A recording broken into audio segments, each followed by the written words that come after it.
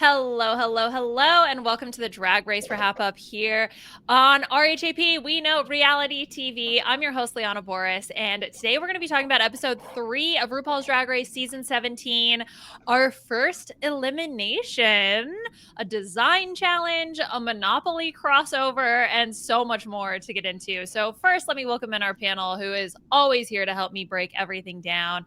Beth Dixon. Beth, how are you? I'm good. I've had Doshi's alter ego in my head for a week Yes! now. I've been playing it nonstop. So I just want everybody to know that as we do this podcast, in the back of my head, all I hear is alter ego, alter ego. And I'm just like, anyway, so that's all that's playing in my head right now. Let's see if I even remember this episode. All right. We'll find out. And rounding things out is Aman Adwin. Aman, how are you? Fantastic. Happy to be back. Got a little bit of spiciness in this episode. So I'm, starting to feel like some drag race. Okay. Okay. Hey, girl. How you doing? It's been a while. Yeah,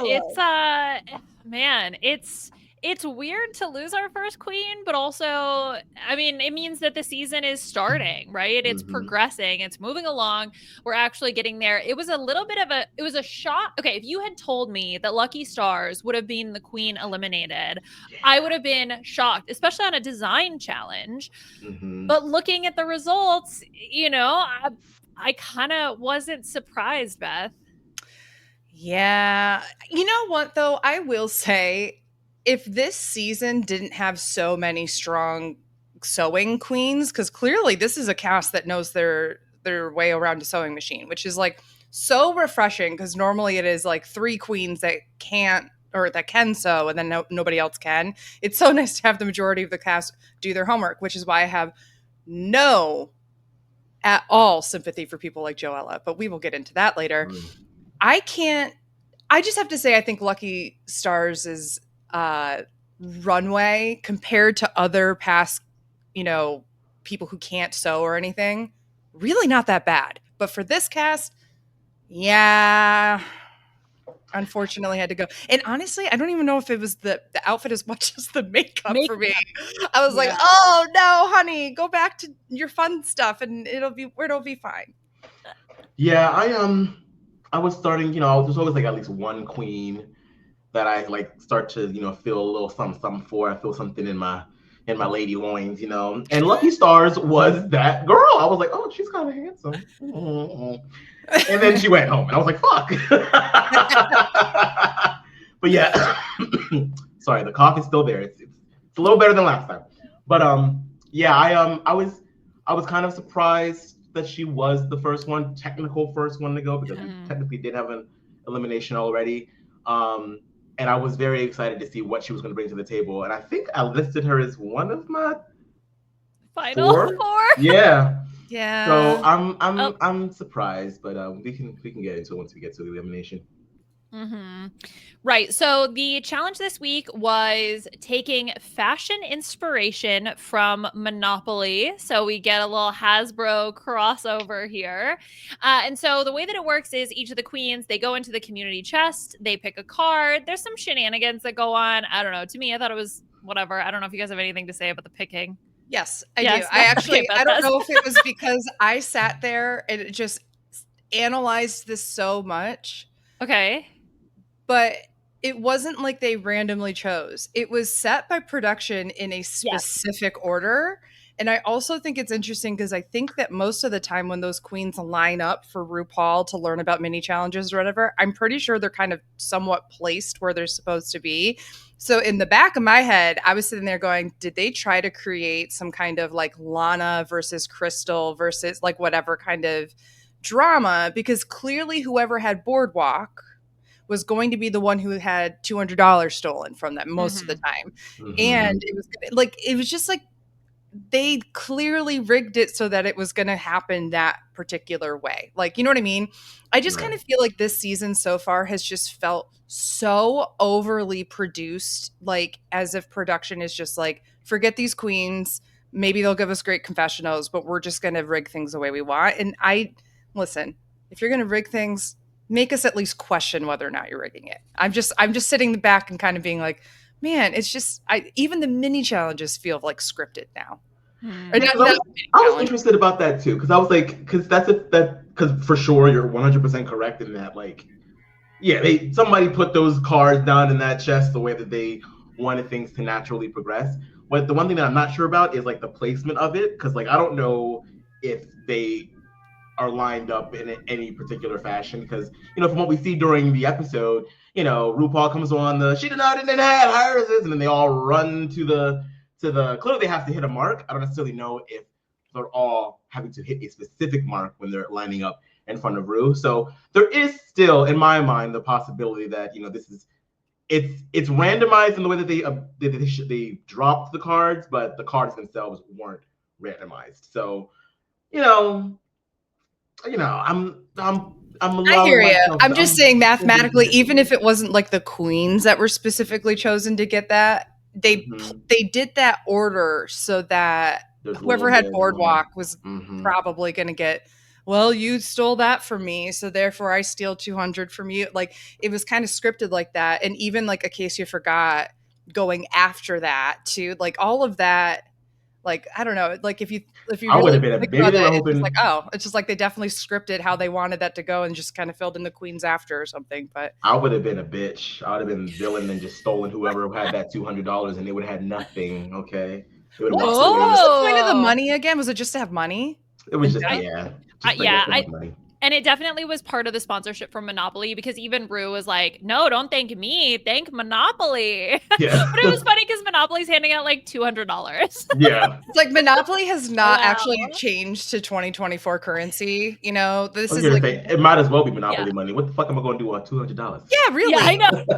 Thank you, RuPaul. I went $50,000 into debt coming here, but this $200 will really help. Monopoly itself, the game, is probably like damn near $50. Like, that's 4 Monopolies that you gave honestly, me. just give us the game Monopoly. It's worth more.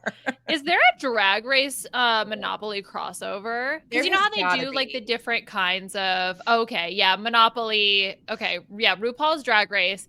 Okay, we'll play a little Price is Right. Okay, what do you think, Beth, the price is? And also, Aman, can you just double check your microphone? Yeah, speaking of some rigatry. Beth, okay, guess what price?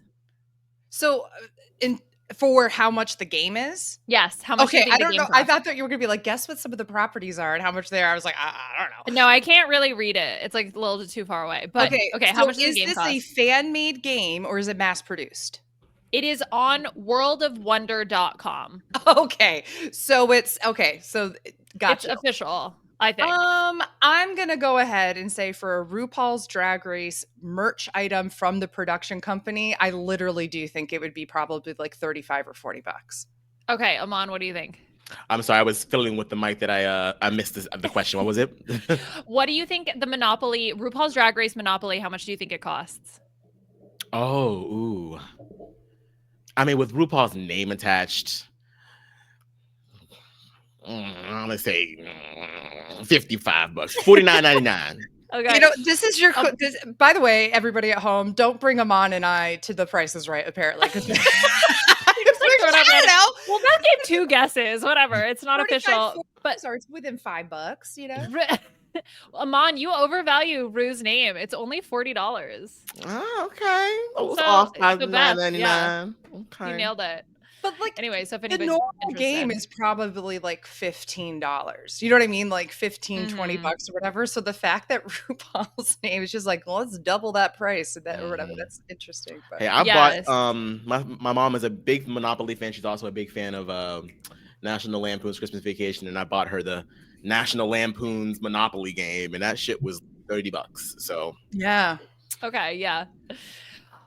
Let's go back to the questions at hand. So we talked a little bit about the picking. There was a walkthrough where all the queens went up in their sort of different groups. What do you call in Monopoly? What do you call those like property groups where it's like they're all one color? Because you like buy I think them all. It's street or or block. And then you like get to put because once you own all of them, then you can start putting hotels on them. I'm like trying to remember all the Houses Monopoly first. rules. It's houses first. Houses, then hotels. And then once you have 4 houses on a property, then you can put the hotel on there, and then the 4 houses will go back into play. So some people like to just use a bunch of houses up so no one else can use the houses to make hotels. Oh, some next level strategy. Okay, I'm also learning that I don't want to play against Aman with Monopoly. Oh yeah, I am the problem when it comes to Monopoly. I'm gonna straight up tell you though that the best side of the board to take over is between jail and free parking. Yeah, you split it in diagonal half. You want to do that one side at the very least and try to get the railroad and I think it's the electric company that's there. Mm-hmm. If you do all of those, people just give you money and it's comparatively cheap to build without being too cheap to make some money. That's what I was doing. I was running a slumlord, bitch. That's right. Oh no. It was so bad. I was like, I see why these realtors are the way that they are. I see why real estate is the way that it is in this country because it is all too easy to scam. I played the game Monopoly and I learned to screw people over. It's great. Not Aman, like walking away from playing Monopoly being like, I kind of get landlords. You know what? This is great. Let me have some empathy for the capitalist class. I get it now. The 1%, they really just they figured it out. No, you know, they I get it. This is all jokes, by the way, people. I don't truly believe this. But you know what I thought was interesting with this challenge, though, is like clearly whatever street they had really didn't matter. It just was what color did they end up with. And I kind of was like, when they're like, yeah, you have to make an outfit inspired by your street. I was like, how the hell does somebody do St. James Place, right? Or like, how the hell did like New York Avenue? Sure, come up with something that seems like New York or whatever. Illinois, sure, you want to do something that's like Chicago-esque or whatever. I can understand stuff like that, but I had no idea what they meant by like design something. And then I realized, oh, it's just literally the color. Yeah, that's all. That's all it is. That's literally all it is. So, what a sponsorship. What is sponsorship indeed? This week was brought to you by the color green as well as orange. Well, I mean, when we talk about Kori King's very Sesame Street inspired, perhaps. But let's go through all of the queens. We're going to start with the orange group, I guess we'll call them. So Lucky Stars kicks things off with St. James Place, Beth. Very, very much what you were thinking. And we do get the storyline and the narrative with her that, you know, she wants to, you know, be versatile. She wants to show something different. She wants to do something that's a little bit more traditional drag. And she ends up taking that angle for her construction challenge, Aman. Yeah, definitely out of her realm of expertise. And there really wasn't much that she could do because in my mind, I was like, okay, how about you just still sort of like give them your signature type of crafty construction paper type deal. But no, she was kind of beholden to whatever materials were there on the table. And if there was nothing that was going to allow her to use her paints and use her, you know, her crafty features, then she was kind of screwed in that way. So I don't hate the dress itself. I see the type of silhouette that she's going for. I understand what it's supposed to be. Execution isn't all the way there. But I can at least understand what she's doing. But yeah, like we said earlier, I think the real pitfall here is just the makeup. I was like, girl, you're not painting on paper anymore. This is actual human skin, your skin. Okay, you need to your own skin. And not that she hasn't painted directly on her skin before. It's just I don't think that she's went for a just pure glamour look in a while. I think that she's forgotten what it's like to not do extreme heightened makeup. So yeah, she gave it her all and she didn't give up and she gave it a shot and she created a piece. But it just was not as good as the others. And I just gotta say, like, again, I look at this and I really just don't think it's that bad. I mean, it is bad comparative to the group, but like I just think like I don't think I'd be able to do anything like this. I don't have any kind of skill with construction in any way. It's also the wig is way too flat. Like it's almost like you can just see the lace and everything too. Like there's just a lot that just feels like to me that she pushed herself through to cross the finish line of it. I think, I got really sad when she said, "Yeah, I just feel like a failure because I tried to do this and it didn't work." And I wanted to be like, "No, no, no. You did it though. Like you made an outfit and went on the runway with it and you did do it. Was it the winning look? No. Did it put you in the bottom two? Sure. But does that make it a failure that you completed something that you've never done before? And quite frankly, it doesn't look that bad. But people are going to have to bring up a whole bunch of things about it because it's so clearly in a different place than most other people's looks."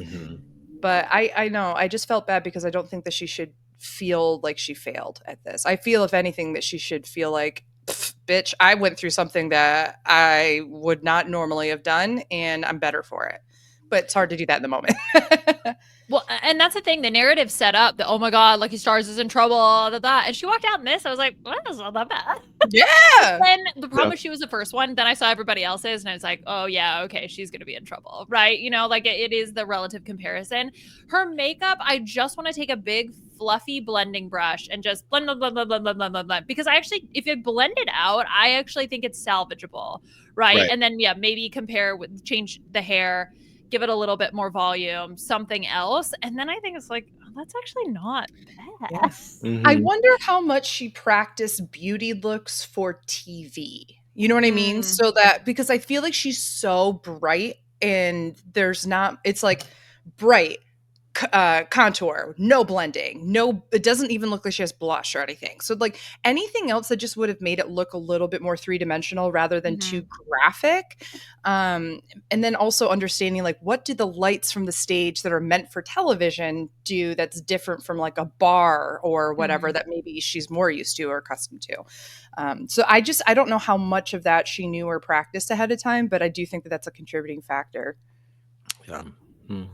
The last thing I wanted to say, I'm so sorry. No, go ahead. She kind of reminds me of like the Evie Oddly look from season 11, where she comes out as like the citrus orange with like the like oh yeah, I see white it. stockings and everything. It felt like she was trying to do like from the same family as that outfit, but I mean, what Evie did was obviously very different. Yeah. Next, let's talk about Hormona Lisa. So also in the same orange family, she gets Tennessee Avenue. And the drama with Hormona Lisa is that apparently she stuck her own stones to the gown, which was not allowed. And I believe it was Kori King who said, back to jail, don't collect $200. I think it was Lexi who maybe ends up calling it out. But even without the stones, I mean, this is pretty good, right? Like... I mean, the thing is once I went through everybody's looks, I think there are a number of contenders that probably could have ended up in the top. When I first saw hers, I was actually shocked she wasn't in the top just because I thought it was so well done. But there are others that, I think do end up surpassing it. But compared to, without the stones, it's not that big a difference, right? Yeah. So I'm still confused over the controversy here because she was so upset about Lexi Love calling her. And I'm like, well, in a way, aren't you glad that she did? Because isn't there a way that you could have been disqualified had you gone on stage with those rhinestones? So also, production, what the fuck? You saw her doing that. Yeah, why did another queen have to call you out? I'm so mad at production this season.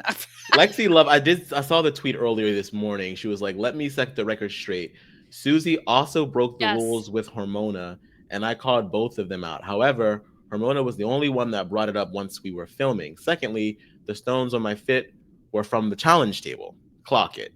So So I saw that as well, that it wasn't just Hormona that had done that. But then the fact that they allowed Susie, it was Susie, right? Who was the other one who did it, Aman? Yeah. The fact that they allow Susie to get away with it, then I'm like, okay, well then who cares? Like, but just tell them whether or not the stones are included. Because maybe it's a bit vague. Because I think they say, wigs, hair, undergarments, makeup, right? All of that. So stones are kind of the maybe category, I guess, that it was confusing. But I mean, clearly it didn't really go anywhere unless we're going to see this come back up later as a drama between Hormona and Lexi. But otherwise, it felt like a little bit of a nothing in this episode because it didn't really matter, right? Like if Hormona ended up in the bottom, it's like, oh, well, my dress would have been so much better if you hadn't called me out, blah, blah, blah, blah, blah. I think this is just setting up this whole like the cast versus Hormona kind of thing. And Hormona came out like very in the first episode, like, I'm here for everybody. And like, if you need a place to come stay for a little while, Lucky, like you can start, like, it just felt like, and then all of a sudden she doesn't go home. Most of the cast is upset about it, like Mhm. not even trying to hide it from her. And I just feel like this was like one more thing for her mentally. So I wouldn't be shocked if the storyline turns into being like, I'm a nice queen that's being like picked on. That's like her, Jinx. you know what I Jinx mean? edit. Yeah. Maybe. Yeah, I could see that. The one thing I have a problem with this dress is like the top looks like it was just cut out, like around the breast area. Like it's not hemmed in a way that Mhm. makes it look like there's, I don't know. It just looks like fabric, and that's so weird because that shape wouldn't normally do that. I don't know. And down at the bottom where it trumpets out into the satin fabric, it also just looks unfinished there to me. I don't know. It very well could just be, I don't know. Those were just very small things that like distracted me. When I started seeing everybody else up on the stage, I was like, yep, that's, I think, the one reason why she's not in the top, because I think it looks fantastic. She clearly knows her body. She's clearly, good at putting all of, anybody who could make like a trumpet kind of dresses like. Yeah. Right. I like the silhouette. I like the form of it. I take your point about the top of it seeming a little thrown together at the last minute, but I think that she followed the theme. It was monopulence. You're supposed to look like you come from money, and she certainly looks like she comes from money. So and plus orange is my favorite color, so I'm biased towards these looks anyway. So Yes. Speaking of orange, we're going to stay in that family for you, Aman. Lexi Love is up next, and we find out that she gets a lot of her inspiration from fashion and from fashion shows. And she remembered that there was a runway model who had a bolt of fabric, threw it behind her, and let the train go out. So that was her inspiration, Beth, for this look. I knew exactly what she was talking about too, because I've seen that, and I don't look at fashion, and I was like, "Oh, that's gonna be so cool! I hope it works." So when she came out and she did that, and you could tell that she was just like, "Yes, it's working!" And because she practiced the shit out of that, because Lexi Love is not a queen to just be like, "Well, I'm gonna hope it works." No, that bitch puts in the work and the effort and the timing and everything. So I loved this look. I felt like overall, it's kind of basic other than the train. The one glove, everything here, it's something that like I think to myself, is it fashion or is it a skinny queen? Right. And I think that this is a skinny queen that had a cool gimmick that's worth being safe for, but I don't think that this would have been anywhere near the top for me. Yeah, it doesn't fit the theme. I don't think money. I think, oh, cool, that's cool. I think this is an interesting artistic piece. But in terms of looking regal and looking rich, not really. Yeah, I echo that. I think she was definitely safe for me. Not top worthy, but also not deserving of the bottom. Yeah. Let's move on to our red family. So entering into Kentucky Avenue with Susie Toots and doing her devil sort of look, and also knowing the fact that she made the headpiece out of like a plastic bag in a dream or something like that. This was also for me really well done. I think this could have been the top in some other seasons, but just because this cast is so strong in this construction challenge, I do think that I would probably put her safe, which is ultimately where she ended up, Beth. Yeah, I completely agree with your assessment. I think this is a gorgeous outfit. I definitely love the way that red just drapes on her body. It feels like it's like just like an extra layer of skin on her, and like her midsection down to her thighs and everything. It looks like latex almost on her to a certain extent. It's really form fitting and beautiful. She clearly knows how to make that work for her. And on top of that, just so much fun to have that 30s inspired fashion, makeup, whole nine yards, and it goes really, really well. This is somebody who clearly just really understands their perspective of drag and how to apply it. Yeah, that's the one thing is I think obviously she clearly has an aesthetic that she goes for, but I think what's really cool, and other queens have done this that do have sort of like a gimmick or a specific look that they rest in, is that she knows different silhouettes from that same era. So it's like you're not going to get bored because she's going to give you something else. It's still going to give you Susie Toot, but it's going to give you that era. Maybe it's 1939 versus 1931. You know what I mean? Because fashion can change a lot in a decade.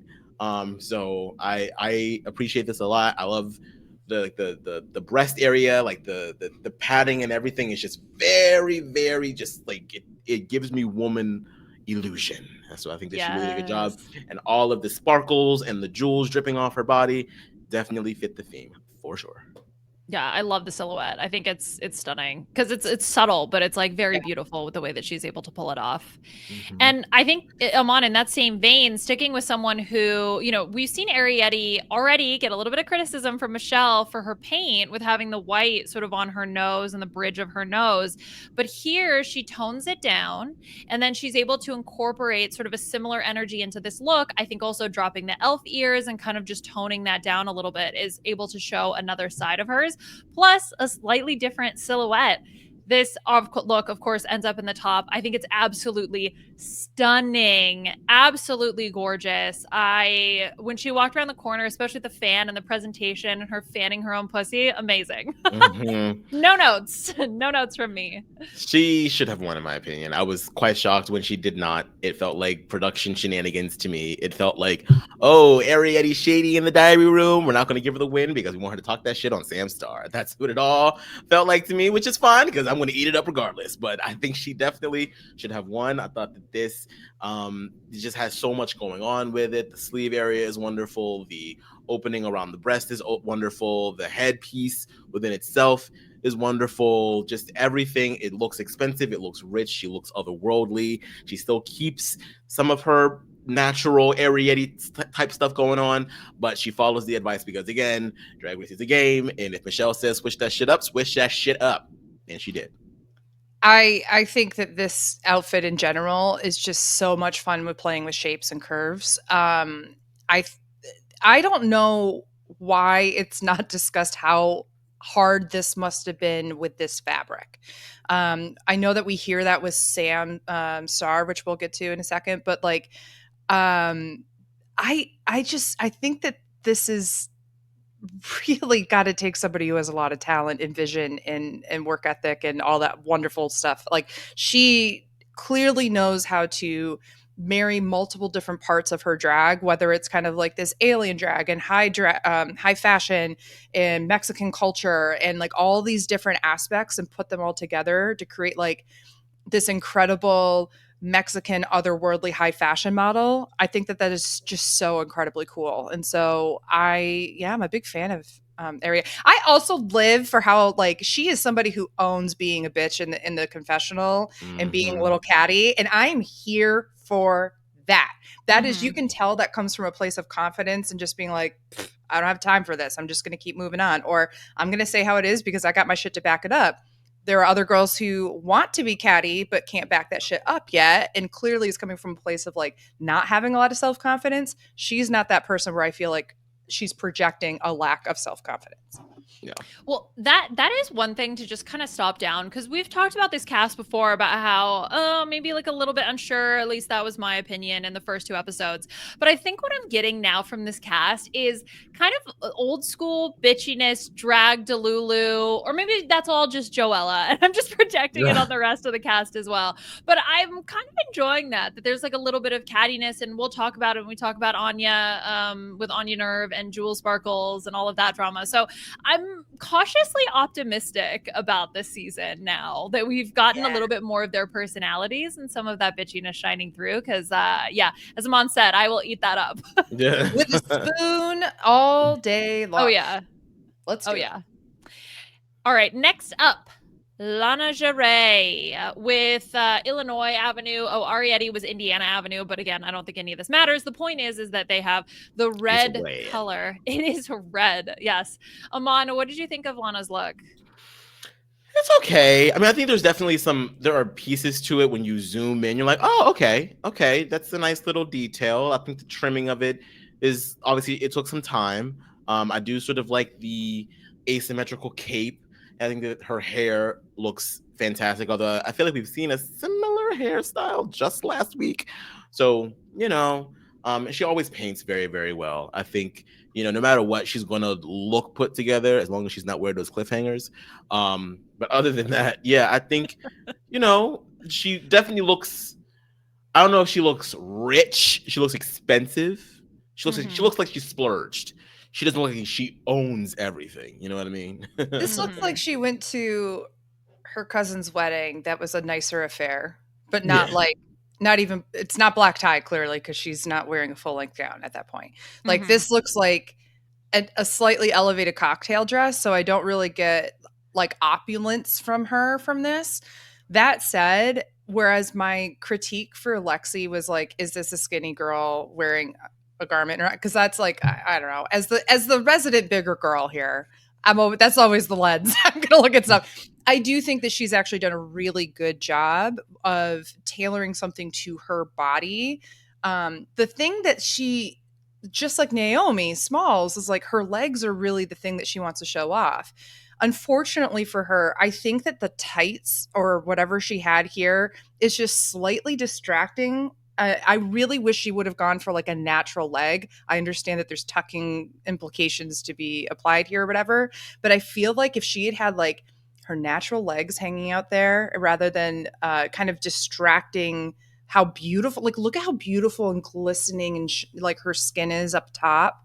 If that had been reflected on the bottom as well with the sheen of that garment, I think that she would have, not that changes the opulence, but I just think that like elevates it actually. There's just something about the tights that break up like how beautiful she's like glowing. I agree with the opulence critique, the monopulence critique, I suppose. I feel like this could work if she has like a big ass cape.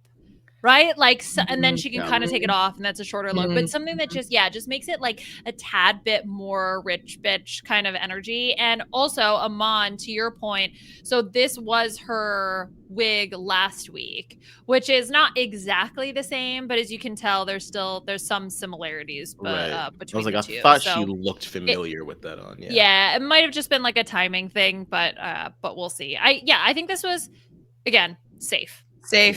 For sure. Perfect. Better than I could do. Safe. Next up is A Case You Forgot, and she does, what is it? Kentucky? No, Atlantic Avenue, whatever, yellow, who cares? This is why I'm happy that she didn't go home first. Like, I love the little flower nipples on the titties, if anything else. It is kind of Dolly Parton with, like, flower nipples, right? That's the energy that I'm getting here. I love that her idea of monopulence was, like, back when, I don't know if this is still really the case for not so much in my circle of people, but, like, back in, like, the 80s, it really was about making your bridesmaids look stupid so that you looked fucking amazing. And I love that her idea of opulence was, what if I'm not the bride? I'm the bridesmaid who has to wear this, like, you know, kind of, what am I wearing kind of outfit. I don't know if it fits the theme, but I do think it's like really well constructed. I think it's a very I don't know if I like the ruffles, but I kind of do at the same time. I like that she has this kind of country honky tonk 80s vibe going on. I love the flowers on the nipples to make it drag. I love the mullet French poodle hair.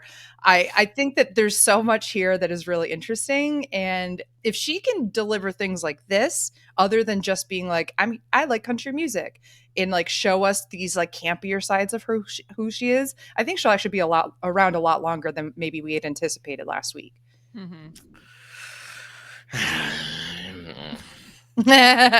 not like monopulent. She's supposed to be blocking the light from the window. That's what she'll It's just not my favorite silhouette. I don't think I've ever really appreciated dresses like these, and that's fine. That's just my personal taste. Is it constructed well? Of course. Does it fit the monopulence? You know, maybe in a way. Maybe in like a, you know, sort of like what you were talking about, Beth, like a, you know, 80s American way, maybe. But definitely safe. Real safe for me. Yeah. If she had like two more ruffles that turned into like a train, then I almost feel like she could have had like an opulent kind of look. But the fact that she stops it like mid shin almost to the ankle is kind of a weird length anyway. And then it makes everything go in like this in a non-flattering way. Well, and I think as much as I love the flower nipples, like I do think that there is a universe where she could be that third person in the bottom. Yeah. Right. So it's safe, but low safe for me. I think you absolutely, no matter what, I think, and this is, you know, one of these things where she might not have had the materials, or someone snatched them up before she could have them. For opulence, you need to have shimmer. There's got to be some kind of shimmery, shiny element to your look, because when you think of rich, you think of diamonds, you think of jewels, you think of just anything that makes your eyes sparkle, and that I think is what is lacking in this look. Yeah, I agree with you. Well, speaking of lacking in a look, perhaps Kori King is who we're going to talk about next, and does end up in the bottom, safe, but does end up in the bottom 3 here, Beth. Oh, I see you have a reaction to Kori's look. Tell me about it. First of all, I fucking love this look. Okay. I do. It matches the theme. No, it doesn't go for the theme. I think that that's more than fair to put her in the bottom 3. I think it's the right move to make her the safe one out of the bottom 3. But I love this outfit. I love those shoes. I love that she spray painted them. I love this, like, what if Big Bird was a hoe? But also, like, had a little bit of coin. You know what I mean? Like, she just has such a fun energy when she's on stage. I actually thought this was really kind of well made. It looks nice, I think, but it just doesn't match the theme. And I just wish, and I know I saw this, that Scally was not able to do this because it's hard with Drag Race and blah, blah, blah, blah, but I want a gif of her scurrying to the back of the stage after she's declared safe so bad, because it was so camp. It's like she's trying to, like, get back there without making a lot of noise and also try to celebrate, but then also trying to just, like, it's so weird looking. I went back and I watched it like 4 times, and I want to just, like, use that whenever I hear that there's tea. It's just, you know, like, make my way to the back. She definitely understands her body, and we kind of have seen that through all of the things that she's been wearing so far. And even, you know, RuPaul comments on this, like, you got a great figure, you know, your padding, you're like, it's all there. Like, the look is there. Like, you don't even have to, you could see a silhouette, like just her form behind a film or something, and you would know instantly that's Kori. I know that body anywhere. Now,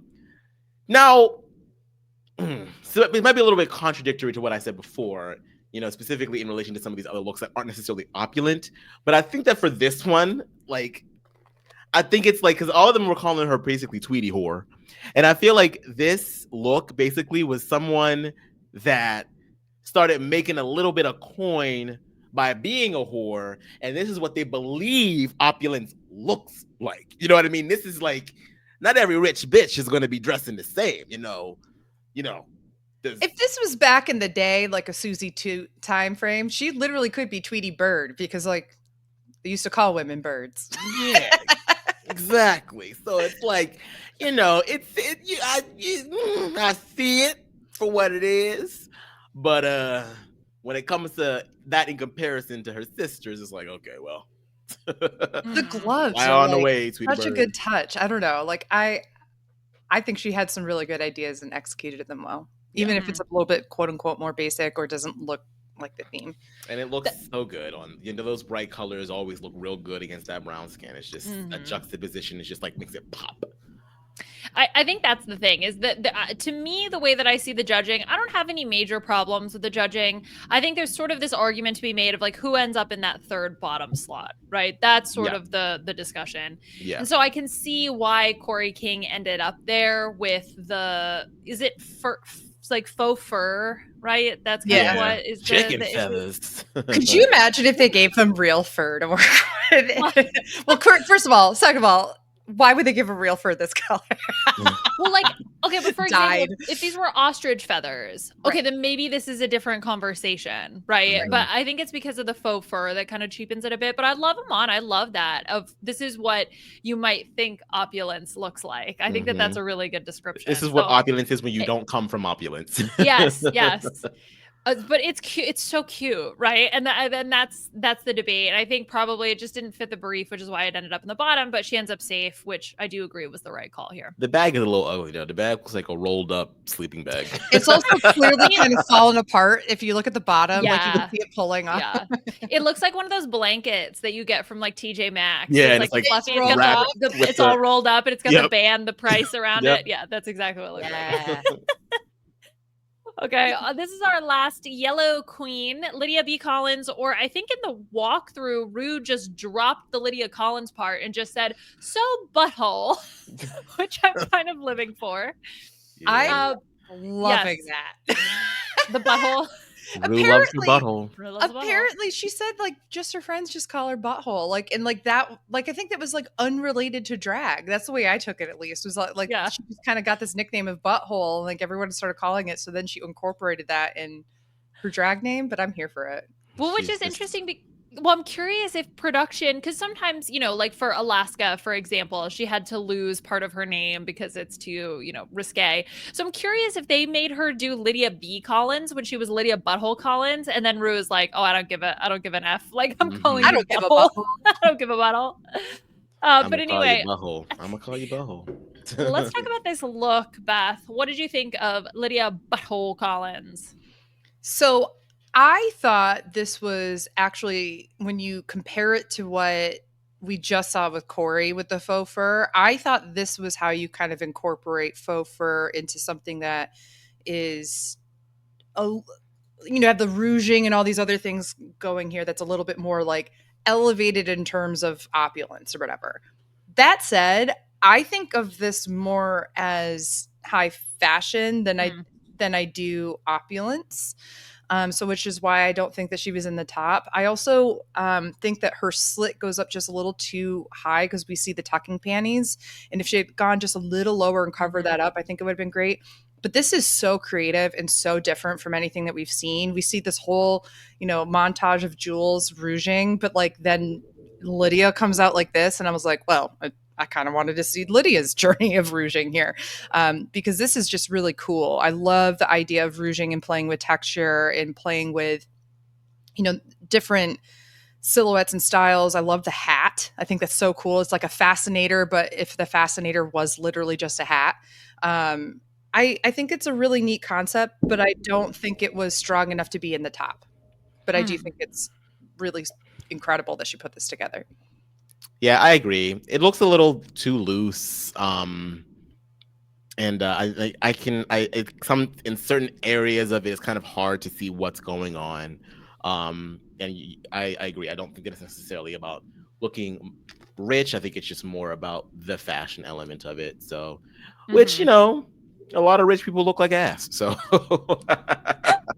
it is very runway fashion, high fashion, right? That's sort of like but a little bit too, because I agree with the slit issue. And then sometimes I looked at her headpiece and I was like, I love this. And then sometimes I looked at her headpiece and I was like, that's a slice of cheese. So I don't know. It was a little bit all over the place for me. But I agree. I think safe is the right place to be for Lydia here. Yeah.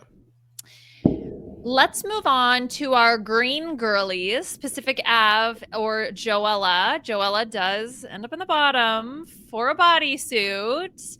The drag delusion is strong with this one, with what we've seen so far, Aman. I mean, to me, this was pretty obvious that Joella should be the other one in the bottom.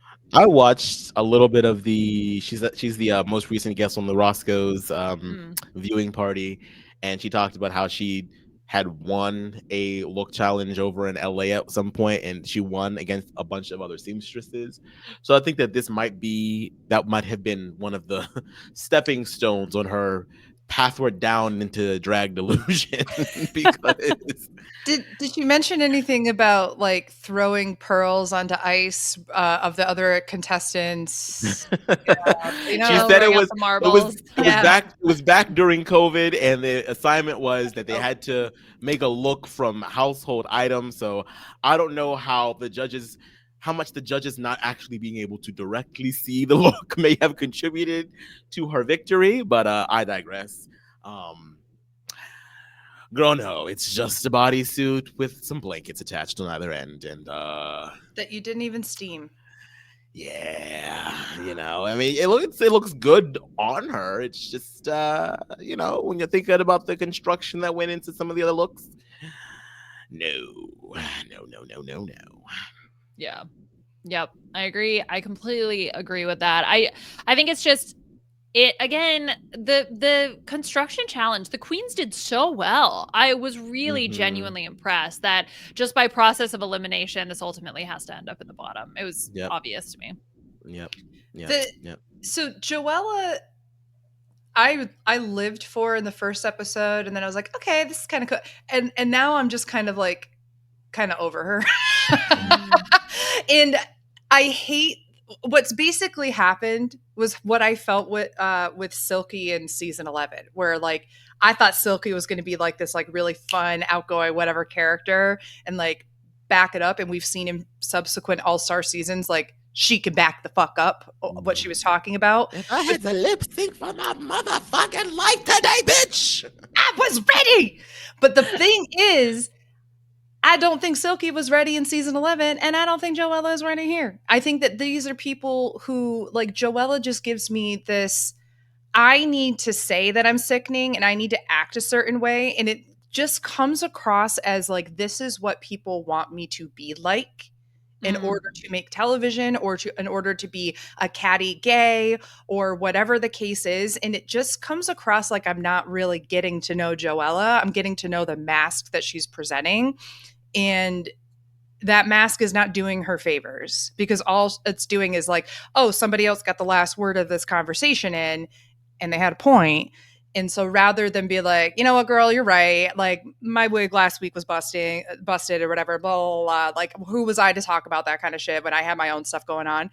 It's like those people then double down and then also in the process lose their confidence. And that's what I'm seeing with Joella. So unless she turns that shit around, I don't know how much longer I think she's going to last in this competition. Well, she said during Roscoe, she was like, she was dreading the sewing challenge because she's not a designer. She does, she's not. Watch a YouTube video, bitch. Like, what? And I'm glad that T.S. Madison really called that out, because it's like, at some point, y'all, like, come on, new queens.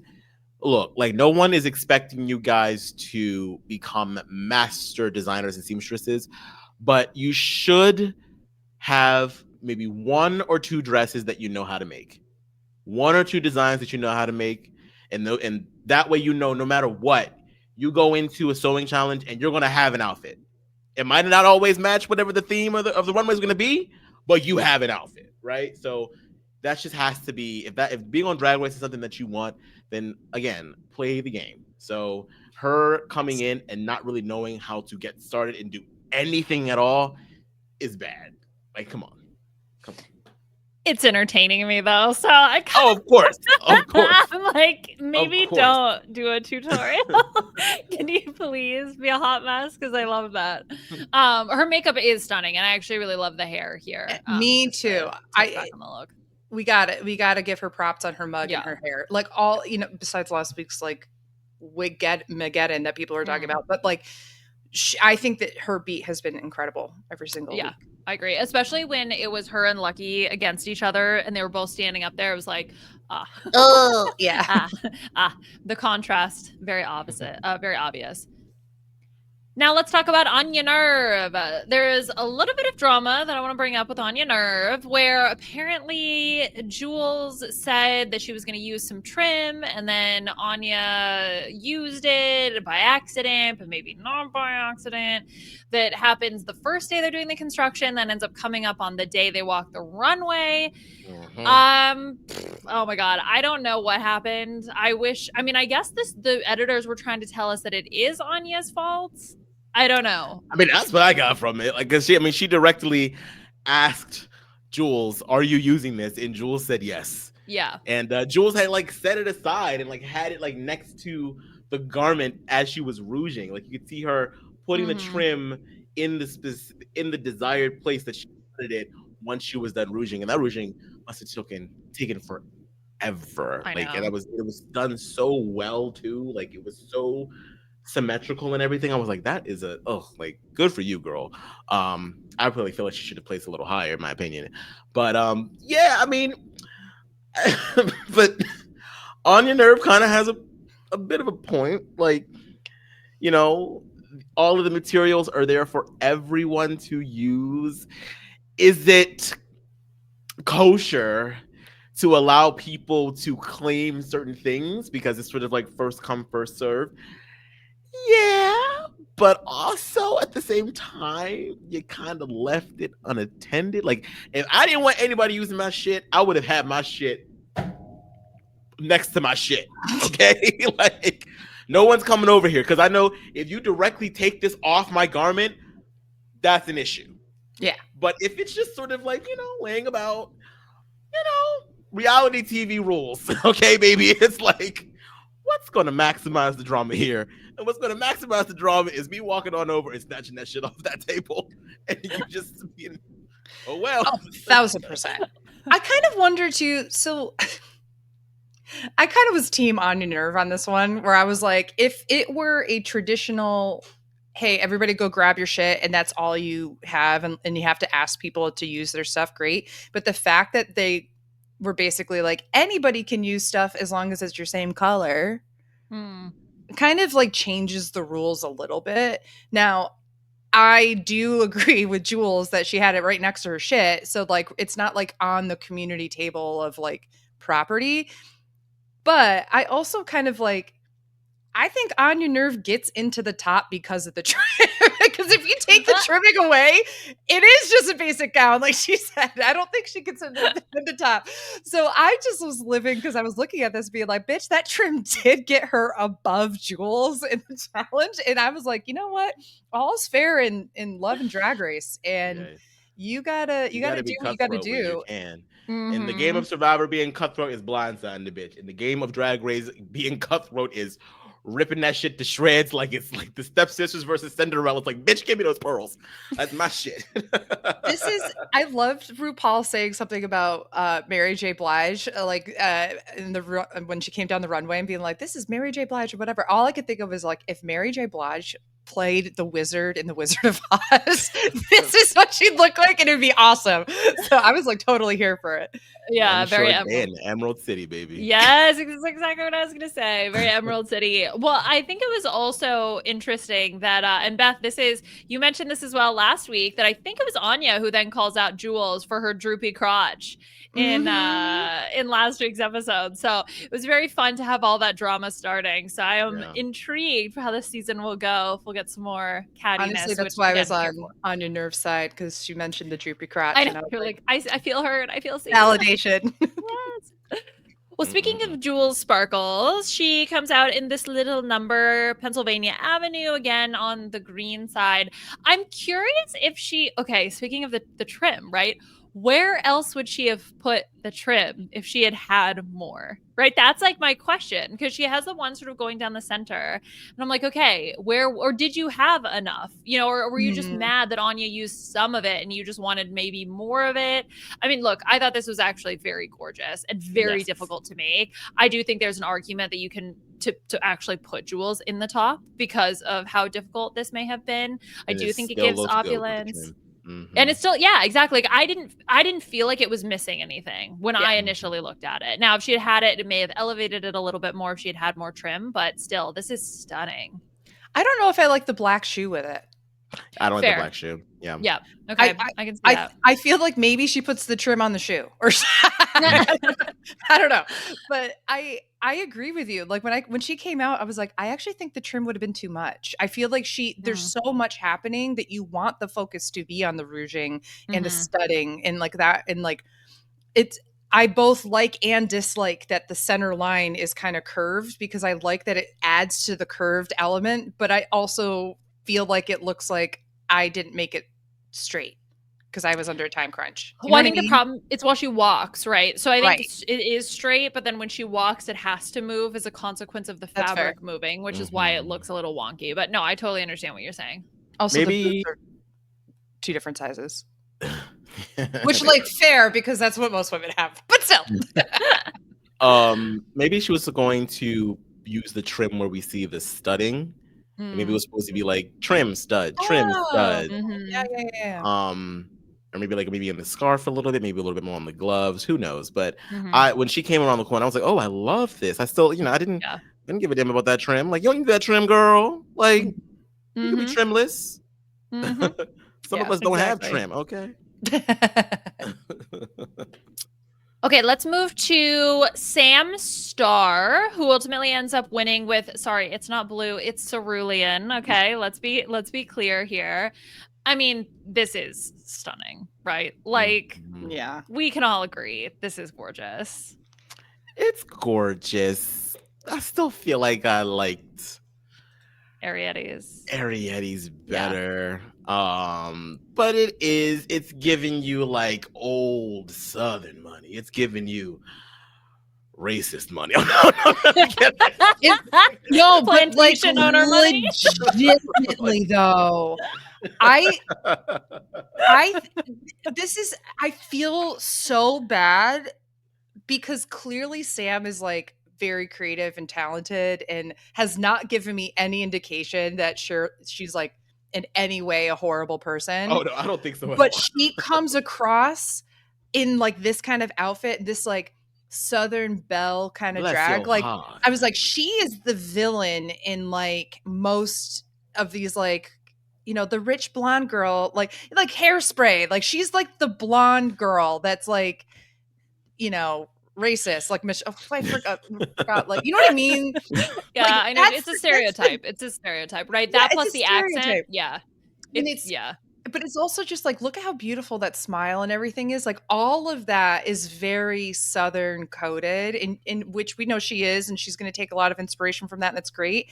But it's just so funny to me because I was like, you could cast her as like the villain who's just like, well, bless your heart, you know, like, Daddy always told me that, blah blah blah blah. Right? Like it's just like I get that vibe from her, and like it's so good and well done, but at the same time I can't like separate the judgment that I have, which is a me issue. That's my own implicit bias coming out. I think I just sort of just appreciated the silhouette more of Arrietty's, and I really adored the headpiece for Arrietty, or at least what she did with the bits of red in the hair. I just really thought that was just such a unique and dynamic thing to look at. Whereas this is obviously very classically beautiful, and she looks great, and she shimmers and she's sparkling, and everything that I want to see in opulence, she's giving it. I just was visually more entertained by Arrietty's look. Yeah. Yeah, that's fair. The other thing about Sam is, so Lexi had the she devil by night comment in the or she devil comment in the first episode, but we get another one here that I thought that Sam Star would be riddled with she devil blood, but Lexi does come around to being a fan of Sam. So I'm curious to see their relationship progress over the course of the season. I think that could potentially be a storyline. Yeah. Our last look, Crystal Envy, also with the cerulean. She actually does get the boardwalk, so you know, the richest of them all with her $400. Well, 200. Well, 200. Yeah, after she got stolen. Yeah. Fair. So I have done zero research in this, and I actually wanted to keep this question for you guys in case you knew, or for the listeners to comment on YouTube or at me or whatever on Blue Sky, whatever. Is her first name Crystal because she looks like Jewel when she's in drag? Oh, like the singer Jewel? Yes. Don't you think when you look at her face, she looks like Jewel? I haven't seen Jewel's face enough to know. Yes, she does kind of look like Jewel. I highly doubt, though. If that is the reason, that is very surprising to me. But I highly doubt that that's the case, right? Like, right. I don't know. That's what goes through my mind when she's on my screen, is that she looks like Jewel. And then forgive me, I'm being a little not as nice to the queens today as I normally am, but like, I'm kind of bored by her. I think this is a beautiful look, but I get like no energy from her. I get it's just like pretty queen. Next. I don't know. And this is definitely a top safe for me, this look, but it is, I don't know, like I think it's gorgeous, but it's, I don't know. I don't know. There's definitely like, yeah, this is definitely like top safe. I feel like the green equivalent of this is Jewel Sparkle's look. Like I feel like they're both like right on the same tier within their color. I really like this though. I think I'm realizing that I sort of have a thing for the hood scarf thing Mm-hmm. action going on. Like every time I see a woman wear that, I'm like, ooh, I just love that look. Yeah. And the big exaggerated bows on either side of her arms, which I didn't even really notice until like I want to say untucked. I don't know why I didn't see it on the runway. Maybe I bent down to like tie my shoe at the bar. I don't know. But I just it's just such a moment. Now I can definitely understand why it's not top, because yeah, you can make the argument that while it does look rich, she looks expensive. She looks like she's definitely about to cash a check. I do think that it's a little bit one note, whereas like at least with Sam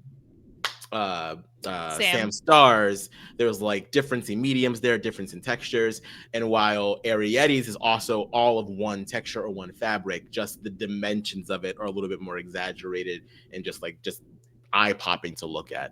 But yeah, this is definitely one of my favorites out of all the looks, for sure. Mm-hmm. The to go back to Crystal's name, so no, it has nothing to do with Jewel. Yeah, Beth. she does look like Jewel.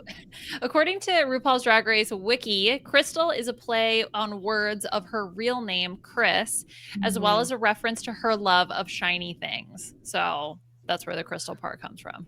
Well, Crystal, if you are ever watching this, first of all, I apologize. But second of all, you look like Jewel.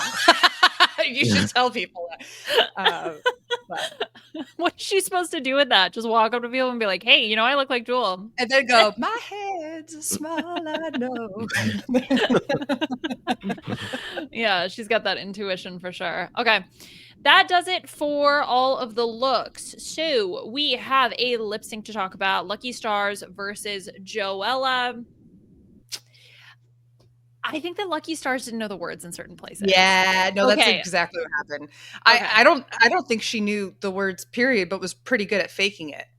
Yeah. Okay. I think there were moments where I thought maybe she did, but yeah, there was certainly, it was just, oh no. And I'm really sad to lose her this early, especially given how creative she is with a different style, right? Because we do start to fall into some cookie cutterness when it comes to Drag Race.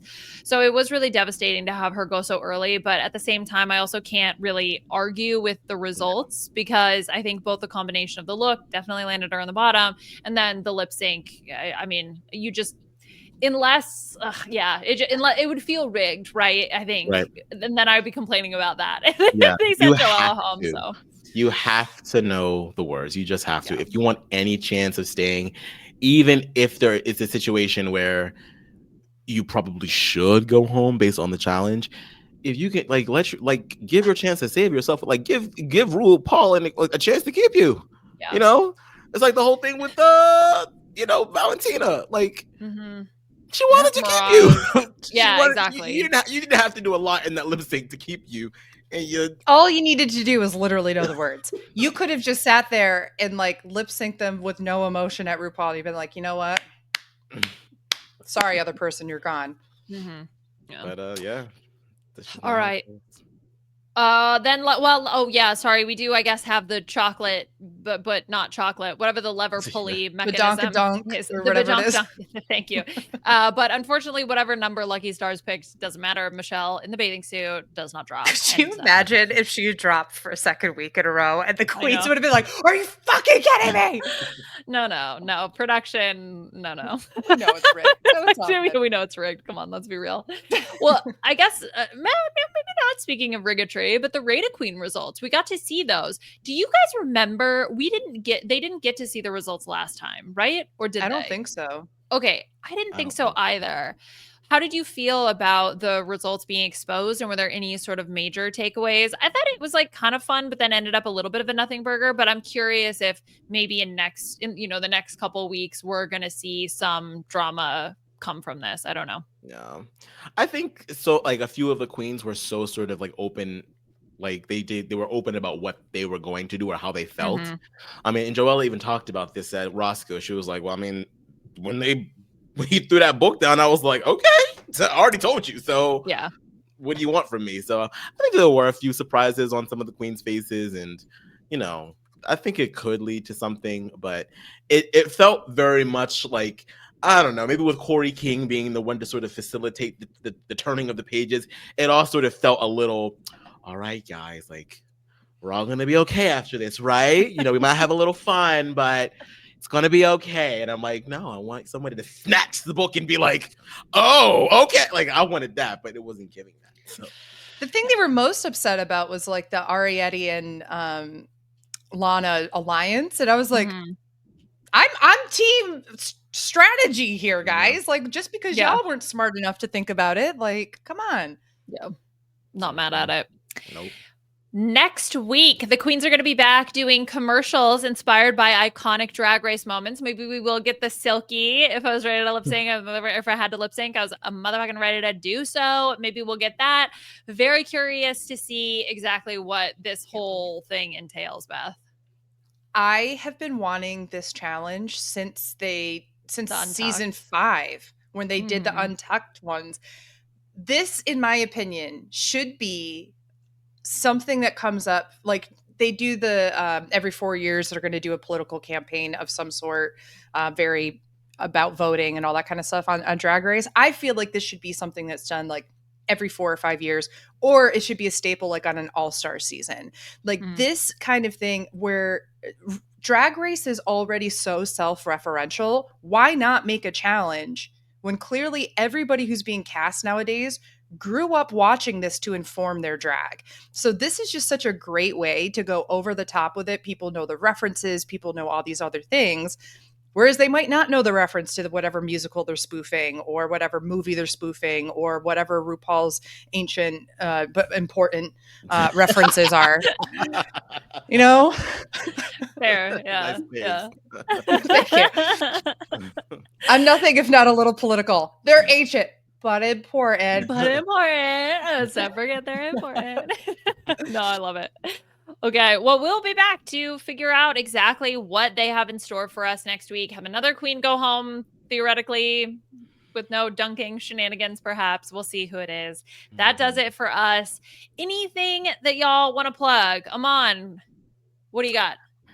Check me out over on the Diary Room with Matt Lagori. We have Josh Martinez joining us this week in the Diary Room. I'm so excited.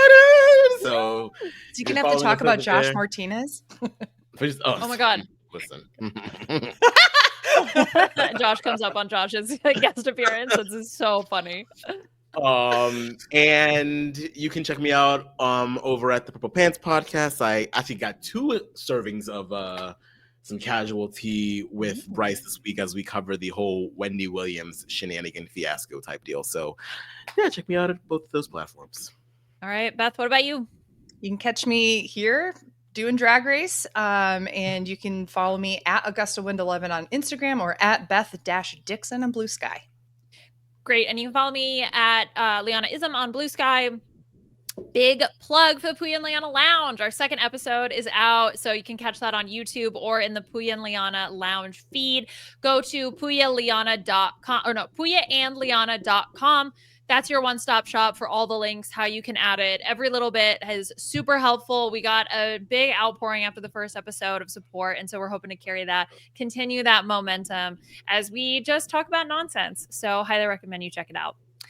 That does it for us. We will be back next week. You can leave your star ratings and reviews for us on iTunes or wherever you get your podcast. Again, as I've said before, that's super helpful at the beginning of the show to help get us out there into people's ears and grow our little RHAPups family. Or sorry, RHAP. We know reality TV family. We know reality TV. We know reality TV.